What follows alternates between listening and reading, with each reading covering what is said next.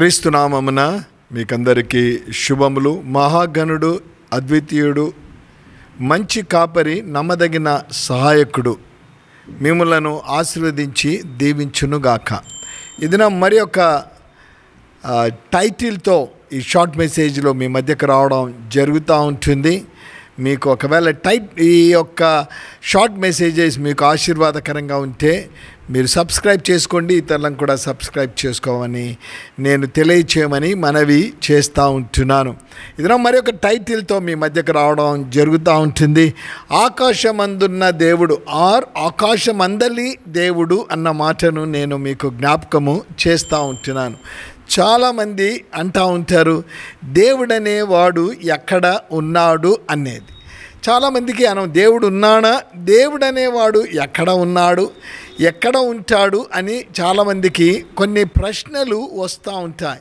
ఈ ప్రశ్నలకన్నిటికీ ఈ దినం ప్రభు జవాబిచ్చే దేవుడిగా ఉంటా ఉన్నాడు. నేను మాట్లాడుతున్న ఈ దేవుడు సర్వాంతయామి అన్న మాటను లేదా ఓమ్ని ప్రెజెన్స్ అన్న మాట నేను మీ మధ్యకు తీసుకొని వస్తూ ఉంటున్నాను. ఆయన ప్రతి స్థలములో ఉండే దేవుడు, ఆయన భూమి మీద ఉండే దేవుడు, ఆయన సంచరించే దేవుడని కూడా వాక్యము సెలవిస్తూ ఉంటా ఉన్నది. సో దేవుడు లేడు అని ఎవరైనా అనుకుంటా ఉంటే ఇది నా వాక్యం ద్వారా ప్రభు నీతో నాతో మాట్లాడాలని మాట్లాడాలని నేను ఆశిస్తూ ఉంటా ఉన్నాను. ప్రూఫ్ కూడా నేను మీ మధ్యకు తీసుకొని వస్తూ ఉంటున్నాను. బైబిల్లో 66 గ్రంథాల్లో ఈ పాత నిబంధన అనే గ్రంథంలో ఒక చక్కని గ్రంథం ఉంటా ఉంది. నెహెమ్యా ఆయన పేరు మీద ఆ గ్రంథం లిఖితము చేయబడి ఉంటుంది.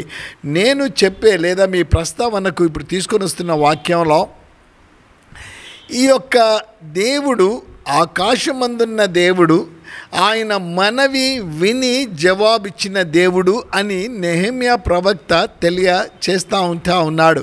ఈ దినం ఒకవేళ నా జీవితంలో ఏ కార్యం నిరుత్సాహమనేది మానవుని దినము నిరుత్సాహమనేది వెంటాడుతానే ఉంటుంది. ఓడింపు అనేది వెంటాడుతానే ఉంటుంది. ఇక నీ జీవితము ఎందుకు అనేది వెంటాడుతానే ఉంటుంది.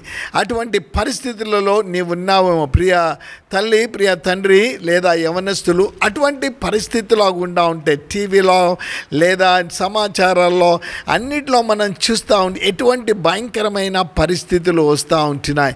సూసైడ్ చేసుకోవడమో ఇంకా ఏవో వస్తూ ఉంటాయి. కానీ ఈ దినం నేను ప్రకటిస్తున్న దేవుడు ఆయన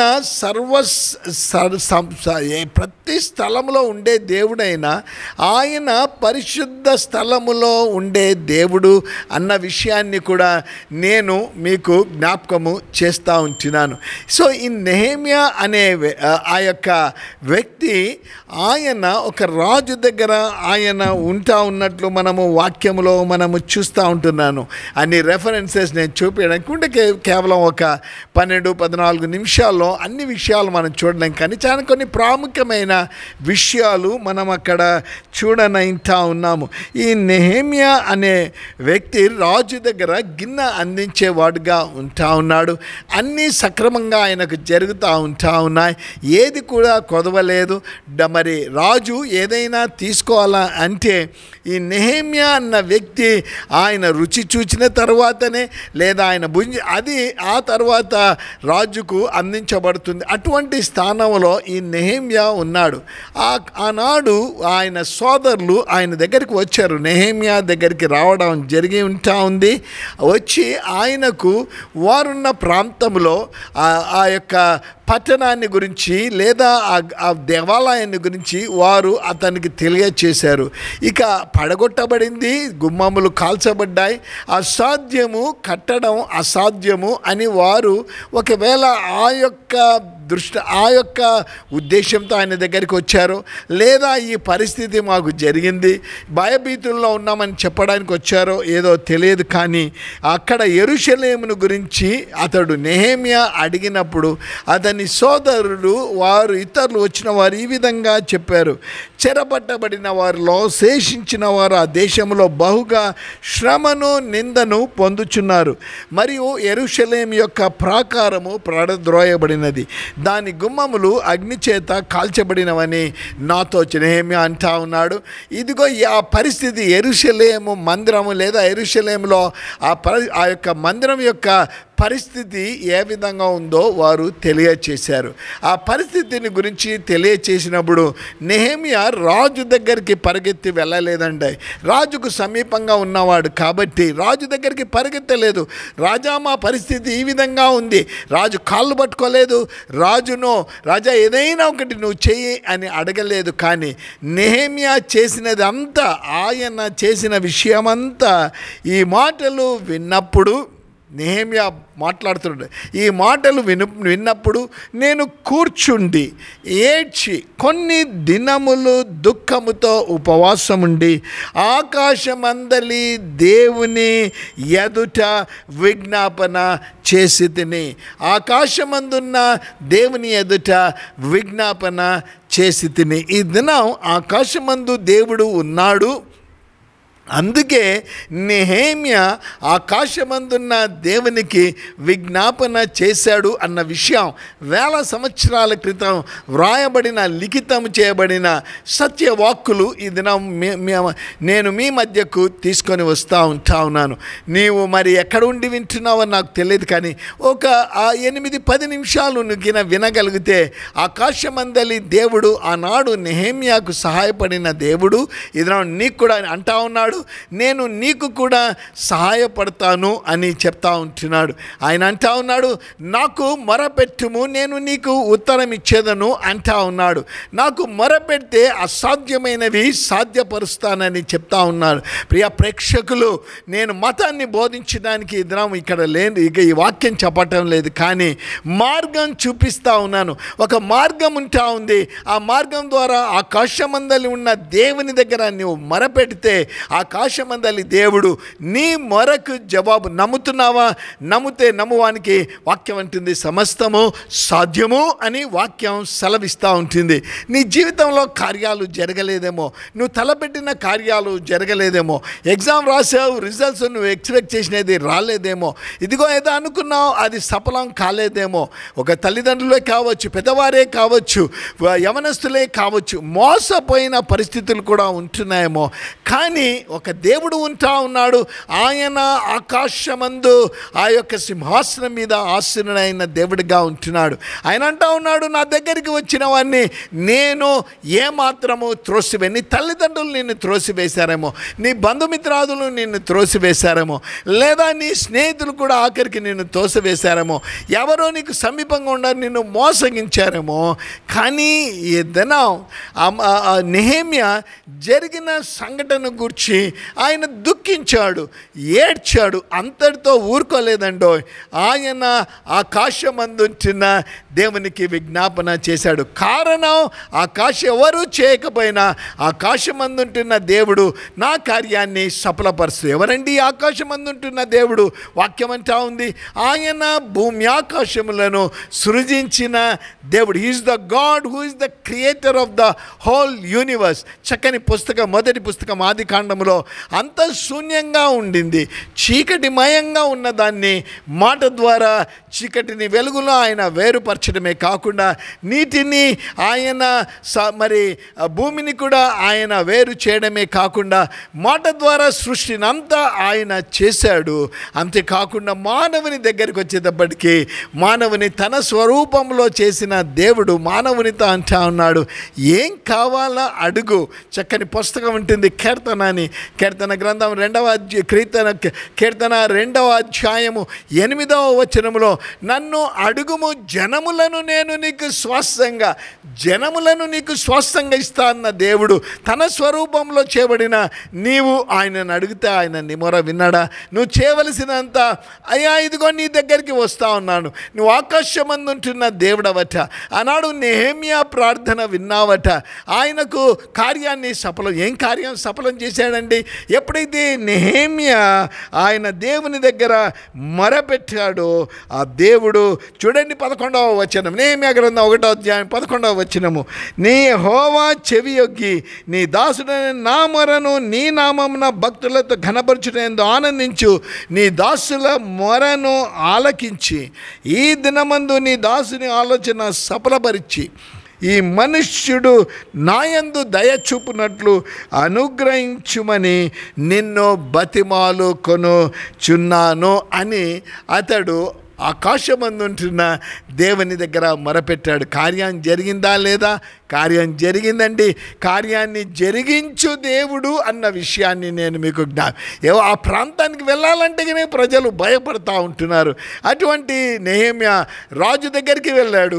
ఏంటి అన్నాడు? రాజుకు తెలియచేశాడు. రాజు అన్నాడు వెళ్ళు అన్నాడు.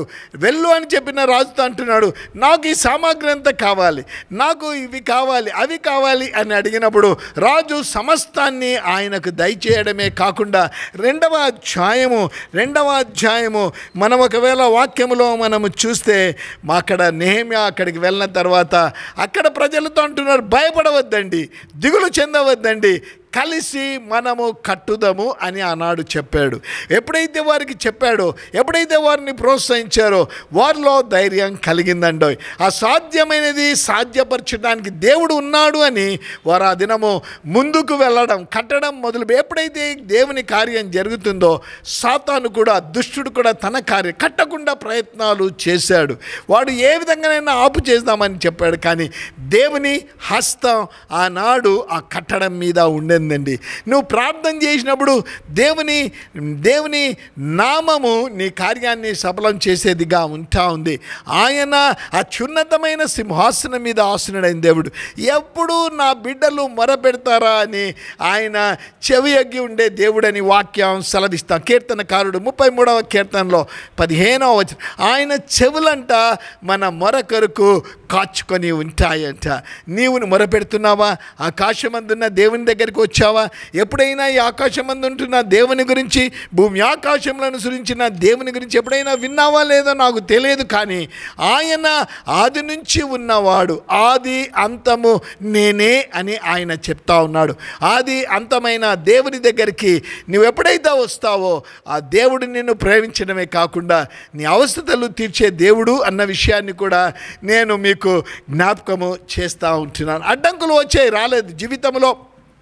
తప్పకుండా అడ్డంకులు, ఆటంకాలు అనేది శత్రువు కలగజేసేవాడుగా ఉంటున్నాడు. కానీ ఎప్పుడైతే అయ్యా నువ్వు ఆకాశమందు ఉంటున్న దేవుడవట, నా సమస్య ఇది ఉంటా ఉంది, నువ్వు ఒక్కడవే తీర్చగలుగుతా, నమ్ముతున్నాను.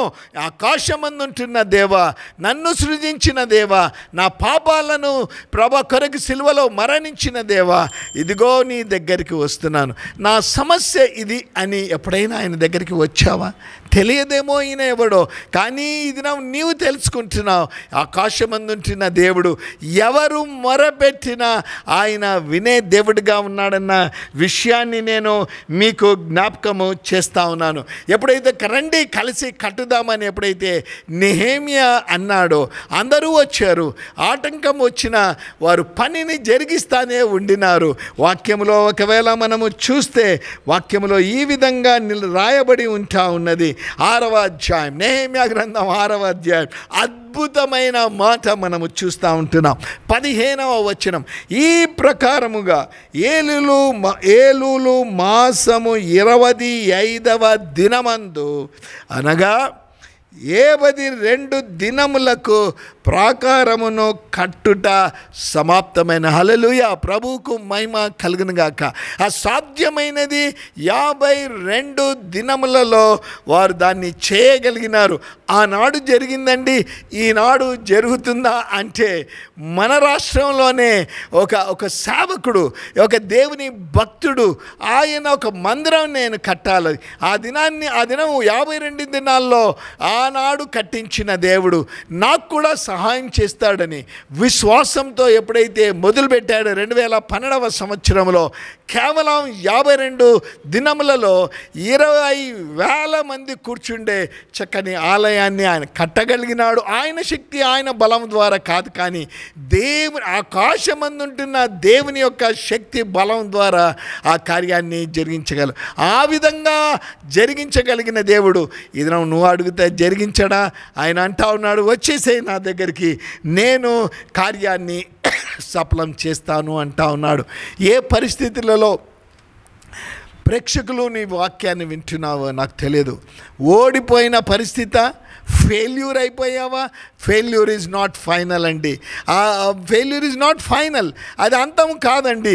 దేవుడు తప్పకుండా నీ సహాయాన్ని, నువ్వు కోల్పోయిన దాన్ని నీకు ఆయన ఇస్తాడు. ఆస్తి కోల్పోయావా, లేదా ఇంకా ఏమైనా కోల్పోయావా? రా ఆయన దగ్గరికి, అయ్యా అన్యాయంగా నేను కోల్పోయా, అడుగు ఆయనను. ఆయన చదువులో సమస్యన అడుగు ఆయనను, వివాహ విషయంలో సమస్యన అడుగు ఆ ప్రభువు దగ్గర, ఇంకా ఏదైనా సమస్యన అడుగు వాటికి అడుగుము అంటాడు ఆయన.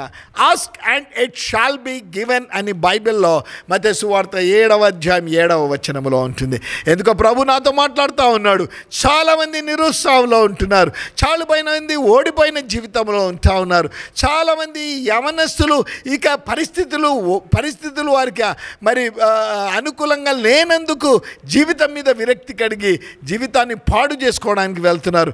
చెప్పు వాళ్లకు, ఆనాడు ఆకాశమందున్న దేవుడు నేను నెహెమ్యా మొరపెడితే ఆయన కార్యాన్ని సఫలం చేసిన దేవుడు.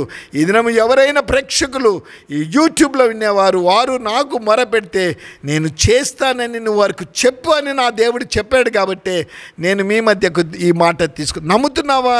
నమ్మితే నాతో కూడా కలిసి ప్రార్థనలో ఏకీభవించండి. పరిశుద్ధుడైన ప్రేమ కలిగిన తండ్రి, వందనాలు, స్తోత్రాలు. శృతిగా మాతో ఆకాశం అందుంటున్న దేవుడవు నాయన, సర్వ సృష్టికర్తవు, సర్వాంతర్యామివి, మానవుడు అడిగితే సమస్తాన్ని చేసే దేవుడవు నాయన. ఆనాడు అడిగినప్పుడు, నెహెమ్యా అడిగినప్పుడు మీరు కార్యాన్ని సఫలపరిచారు, అతి కొద్ది సమయంలో సఫలపరిచారు. ఈ దినం ఎంతమైతే ప్రేక్షకులు ఆయన యూట్యూబ్లో ఈ వాక్యాన్ని వింటూ ఉన్నారు, అవును నా పరిస్థితి ఇది, ఈ దేవుడు నాకు సహాయం చేయాలని, ఆకాశమందున్న దేవా నాకు సహాయం చేయాలని ఎవరైతే నీ దగ్గర మొరపెడతా ఉన్నాడో శీఘ్రంగా వారు అక్కర్లేదు. అనారోగ్య పరిస్థితి, ఆర్థిక సమస్యన, కుటుంబ సమస్యన, వివాహ సమస్యన, ఏదైనా ప్రభువా వారి జీవితంలో మిమ్మల్ని అడుగుతూ ఉంటే వాటిని సఫలపరచమని యేసు నామమున ప్రార్థిస్తుంటున్నాము తండ్రి, ఆమెన్. ప్రియా ప్రేక్షకులు, ప్రతి మంగళవారము ఉదయం 6:30 గంటలకు ఈ క్లుప్త సందేశాలు సియోను మందిరం ద్వారా వెలువడుతూ ఉన్నాయి. మీకు సమయం ఉంటే ప్రతి మంగళవారం ఉదయం 6 గంటలకు సందేశాలు మీరు వినాలని మనవి చేస్తూ ఉంటున్నాం. ప్రభు మిమ్మల్ని ఆశించి దీవించునుగాక. ఆమెన్.